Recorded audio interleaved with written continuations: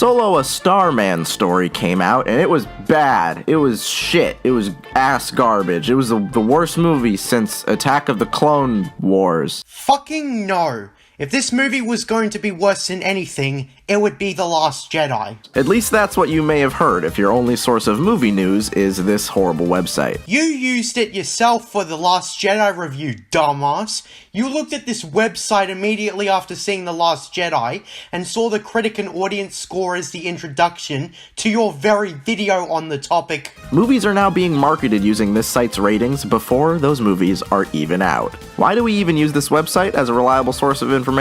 Because it's all we got. What about Metacritic? Or YouTube? Or literally any website where people can express their opinions? If you ask me, there are a lot of factors that contribute to the fact that this movie just is not doing so great. Who's willing to bet that he's not going to list the reaction to The Last Jedi as one of them? Audiences had basically assumed that the movie would suck before it even came out. Yep, and that's a totally valid reason for not seeing a movie. If the movie doesn't look interesting, then skip it if you want to. The trailers and all the information we got, plus many weren't interested in Star Wars anymore because of The Last Jedi. The movie was plagued with a bunch of production issues, which I'm not going to get into that much. And we all know why. It's so your precious Disney garbage doesn't look so bad. The only way you could get more shilly is if you didn't mention the existence of production problems at all. If you truly went into detail about the ridiculous problems the movie went through, it wouldn't make Disney defendable in the slightest. The release and success of Infinity War and Deadpool kinda killed any interest in non-superhero blockbusters. MCU movies always make money. Plus there was Aquaman, The Incredibles 2, Venom, and a shitload of other films released in 2018. What does the popularity of superhero movies have to do with Solo's failure? Absolutely nothing. Especially since a lot of superhero movies that came out that year aside from Infinity War were solo movies about certain superheroes. Just like what Solo was supposed to be. Not to mention, we just got a Star Wars movie in December. People are kinda worn out. You can't do Star Wars too often. Star Wars fatigue. Of course. Shut the hell up. You can't do Star Wars too often. Fuck off. Star Wars got yearly releases. The Star Wars movie after the release of Solo took 18 months to release. Solo was pushed back to May, and that's the only time a movie in the Disney era was released in May. And also, Solo is the 4th movie released yearly in a row. How is 4 movies too much? Now, while I am a big Star Wars fan, I admit I didn't really have any expectations for this movie. I was not really anticipating it. But hey, I was wrong, because this movie is really fun. A movie being fun does not make it good. I hated Jack and Jill, but I had fun watching it in the technical sense. It kept my attention by being so horrible, and I was cringing the whole way through. This is actually a Star Wars movie that everybody can enjoy. Well, many people didn't enjoy it, so you're wrong like always. This isn't. People watch Star Wars to have fun, and while I like The Last Jedi, I admit it isn't the fun Star Wars adventure that people really want. A Star Wars movie doesn't have to be fun for everyone to enjoy it. Empire Strikes Back, being as overrated as it is the dark middle chapter of a story, and everybody enjoyed it. I've heard a lot of Last Jedi haters say that they actually like this movie, and I get why. This is a genuinely fun space western. Are you gonna say anything other than this movie being fun as your defense?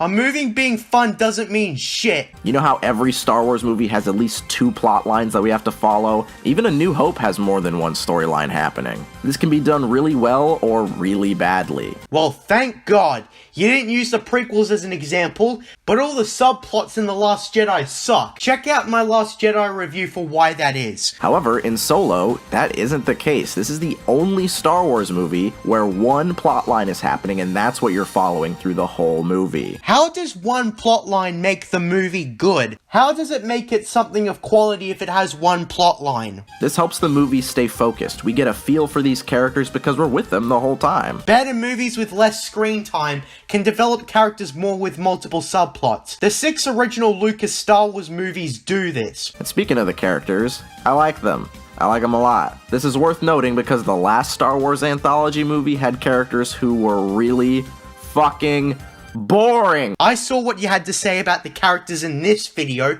and you used shitty arguments for that. Like you said, Saw Gerrera had the trope of staying behind, and you complained that you hated that trope. Well, here's an ample reason why Saw didn't come with them. He was crippled. If they waited for him to get onto the ship, he would have been too slow and they would all die. And I didn't like the characters either, but you made the shittiest arguments for something I also agree on. And I can't agree with your arguments. I agree with your points on those characters, but not your arguments. But this isn't about Rogue One. I just wanted to say that Cosmo is the worst at explaining why things are good or bad. It's worth noting that Alden Ehrenreich is really, really good as Han Solo. He isn't doing a Harrison Ford impression. He isn't even doing a Han Solo impression. He's capturing the essence of the character in a way that I really didn't expect. Well, that's not a good thing. When you're recasting a character's actor, you need to believe that they are the same character. Alden was absolutely trying to do a Harrison Ford impression, and he wasn't good at it. The late River Phoenix got the Harrison Ford impression right. So it is possible to do it if you're not Harrison Ford. And if he's not doing a Han Solo impression, why did you say that he's capturing the essence of the character? I was one of the people who vocally complained about him back when we saw the first few trailers, but from his first spoken line in this movie, I immediately thought to myself, shit, that's Han Solo. Nah, this is Han Solo. Han Solo, I'm Captain Millennium Falcon. Chewie here tells me you're looking for a passage to the Alderaan system. A fast ship? You never heard of the Millennium Falcon? It's the ship that made the Kessel run in less than 12 parsecs. I see comments about how Anthony Ingruber should have been cast instead of Alden, and I agree. This guy made this video in 2008, and he sounds and looks the part.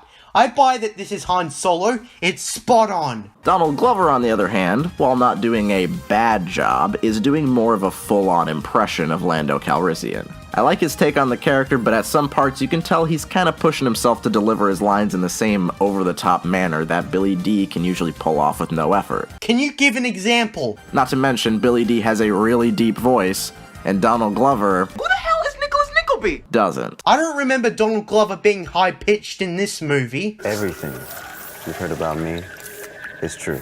Not a lot of people are talking about Woody Harrelson in this movie, probably because he doesn't steal the show like he does in other movies. And this isn't really a bad thing. I think his performance is really solid, and I like the character of Beckett. I just love how his standards are so low for these movies. The Force Awakens was a nostalgia bait, money milking, plagiarized dumpster fire, and he went on and defended it and said it was a decent movie. Decent isn't good enough. Do better. You say that Woody Harrelson doesn't steal the show when he usually does. Well, that's either a problem with the actor not caring enough, or the direction not being good enough. Do better. I don't like it when actors are usually wasted. Like in my Rise of Skywalker review, they got Ian McDiarmid to play the Emperor again, but they couldn't make him say any iconic, meme-worthy lines, and I hated that.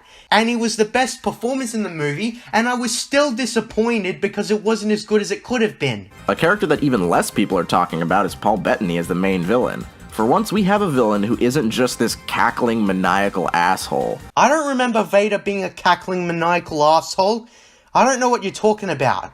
There are plenty of villains who aren't Palpatine, so what the fuck are you on about? I kept thinking about the bad guy from Rogue One. The acting was really good, but the character was really flat. By Cosmonaut standards, that probably means that the character is good. But Dryden Voss is really fun to watch on screen. I like how he's a psychotic monster who's also a really chill dude. That vague description also fits Tarkin as well. So what are you going on about? All the villains in the OG6 have differences from each other. Vader is a broken man who embraced the dark side.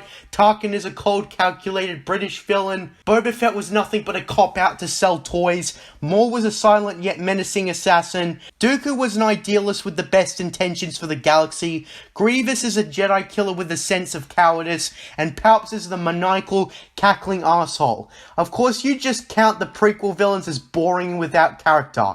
I have no idea what you're talking about. But anyways, on with the video. I think honestly I liked most of the characters in this movie. Not all of them though. The most controversial character in this movie is Lando's droid L3. She's kind of a social justice robot. Many describe you as that. I feel like the original Lord and Miller cut of this movie probably did this character way better than the Ron Howard version, She doesn't really come across as the quirky, tongue-in-cheek commentary that she's probably intended to be. Yeah, and she's also part of the dumbass pansexual Lando retcon too, so I especially hate her. The thing is, this film moves pretty quickly, and the characters get shuffled around a lot. That means that if you don't like someone, they're not going to be around that long, so you don't have to worry about it. And here I thought you said we're with the characters for the whole journey. Inconsistency is the Cosmonaut way. And I didn't like Han Solo in this movie, so that's just simply wrong. The only characters that you actually follow for most of the movie are Han and Chewie. And by God, I am so glad that Chewbacca is an actual character for once. I feel like nobody knows how to write Chewbacca. George Lucas. In most movies or even comic books, he's just there to hang out. He almost never does anything in any Star Wars movie. In this movie, Chewbacca has full scenes where he just talks to people. That is such a novel concept. When's the last time you watched Chewbacca have a conversation with somebody? How is he supposed to have a conversation without subtitles? The fact that there are no subtitles is what hinders his role in these movies. Plus, Chewie is fucking stupid with the Han interactions anyways. I think most people see Chewbacca as like Han Solo's pet, but he's a person. He has his own opinions and beliefs. He has actual motivations in this movie. I'm pretty sure Chewie had motivations and beliefs in the previous movies. He is the loyal, faithful sidekick to Han. He is good at mending things, he comforts Han, and can pack a punch in a blaster fight, but can sometimes be cowardly in certain situations. And he's also easily angered and smug. By Return of the Jedi, he's more bold and less cowardly than the previous two films. He has character. So all Solo is doing is expanding on what we already know. That's another thing. For a prequel to be effective, there has to be intrigue on the past. And with Solo, nobody gave a shit about the specifics on Han's backstory. This movie's pretty fast-paced. You get the fun action set pieces, the weird giant monsters. I hate the giant monsters in this movie. Doesn't look like Star Wars at all. Thanks for reminding me. Chase scenes, you get everything. There's also stuff that I didn't expect to like as much as I did, like the gambling scenes for instance. They're really well edited for some reason, and I found them to be the most fun scenes in the whole movie. I couldn't see what the hell was going on, because the movie's lighted too dark, and I didn't like the scene beyond that because it's just retreading what we already know. There was no intrigue on Han's backstory, and there was no mystery on Han winning the Falcon, so it's just pointless. The train scene feels like something out of Firefly. And you're better off playing Red Dead Redemption 2. The mining facility shootout lets us see all the characters acting together. Kessel sucked. It was a hollow, uninteresting location. And the only good thing about it is that it was where L3 was shot and destroyed. Thank God. You know how when Obi-Wan's talking about his past with Darth Vader, and you can't really enjoy that scene without thinking about this? I'm sorry, what? You fucking heretic. That was awesome. I have that as a GIF and it's fucking awesome. Let's play it again.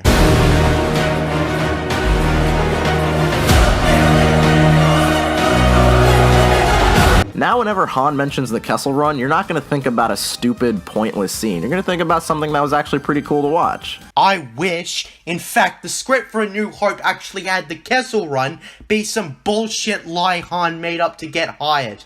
And since Han does all this shit in the span of a weekend, ignoring the prologue, it feels like it's just forcibly filling the gaps we already know. Another thing people aren't really talking about is how good the soundtrack is. I mean, listen to this.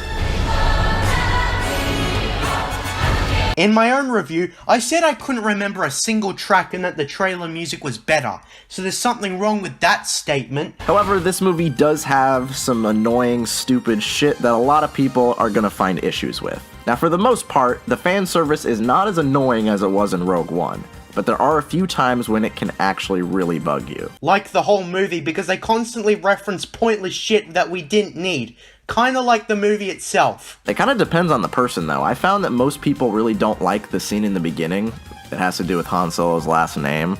You'll know the one I'm talking about. In my opinion, this is one of the very few distractingly stupid moments in the movie. I found most of the other fan service to be pretty classy if we're being honest. They're obnoxious all the time. It's really on the nose constantly, and they were references that were in your face. The beginning, the meeting with Chewie, fake Han saying stupid things to try and seem like the original, and Darth Maul, of course, was all that this movie needed to be overbloated with fan service.